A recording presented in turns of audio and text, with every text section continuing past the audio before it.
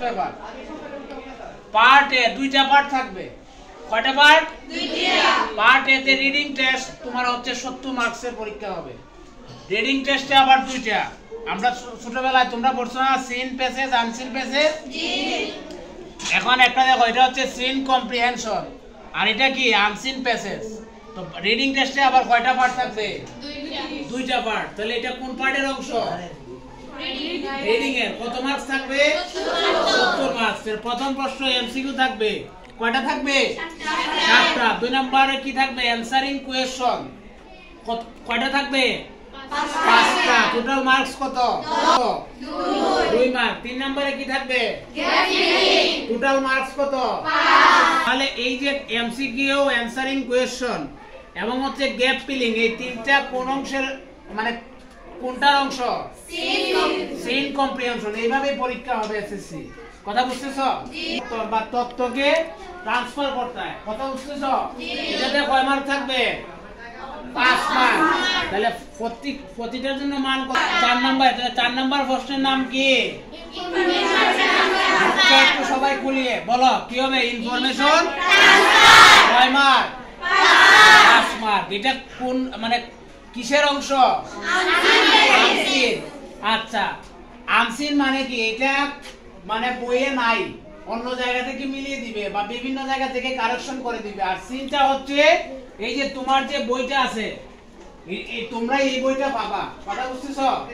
এই বইটা তোমরা পাবা। এই বইয়ে সিন মানে হচ্ছে এই বইয়ের যে কোনো একটা প্যাসেজ প্রথম অংশে থাকবে। আর প্রথম অংশের 3টা প্রশ্ন না? এমসিকিউ, অ্যানসারিং কোয়েশ্চন আর হচ্ছে গ্যাপ ফিলিং। আমরা গত ক্লাসে কি দেখছি? 1 নাম্বার প্রশ্নে গ্যাপ ফিলিং না?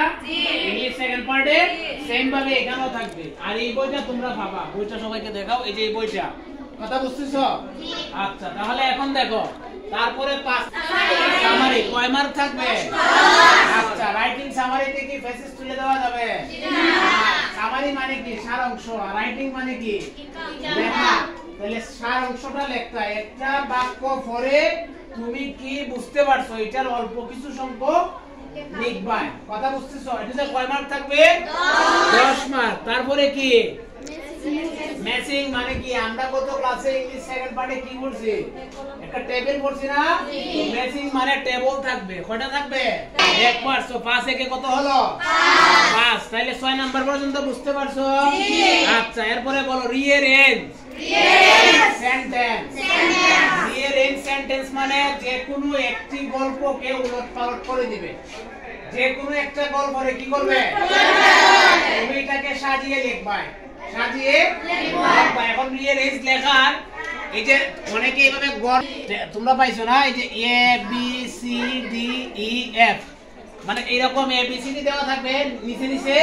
তোমরা যেটা সঠিক এটা এইভাবে গড় বানায় এইভাবে লিখলেই পুরো মার্কস পাবা। পুরাটা লিখতে হবে না। কথা বুঝতেছো? যখন পড়াই তখন আরো ভালো লিখবা। তারপরে 8 নম্বরে দেখো, answer question from poem. Poem মানে কি তা বলো তো?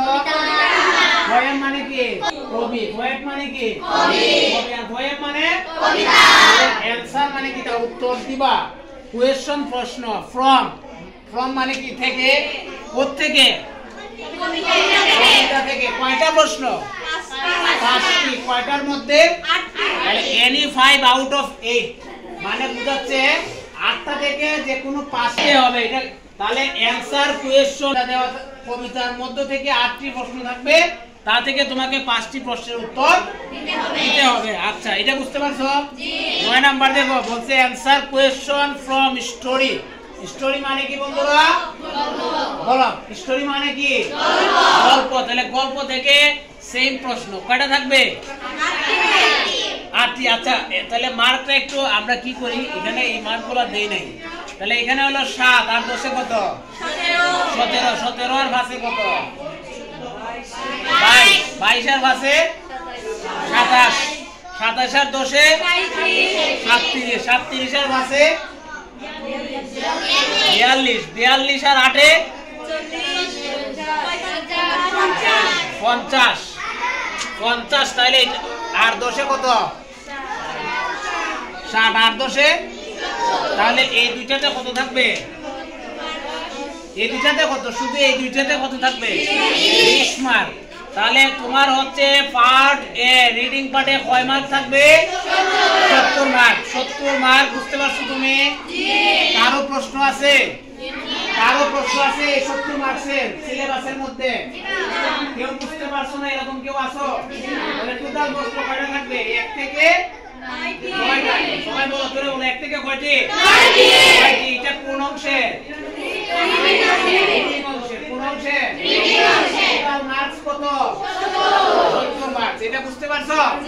আচ্ছা, এখন দেখো পার্ট বি থাকবে 30 মার্ক। কয়টা অংশ? দুইটা। একটা হচ্ছে কমপ্লিটিং স্টোরি। কমপ্লিটিং স্টোরি কত মার্ক? 15 মার্ক। আরেকটা কি? রাইটিং। রাইটিং কি? ডায়লগ। কয় মার্ক? 15। 15 কত হলো? 30। আর এদিকে আছে কত? টোটাল মার্কস কত? 100। কথা কি বুঝতেছো? জি। বুঝতে পারছো সবাই? জি।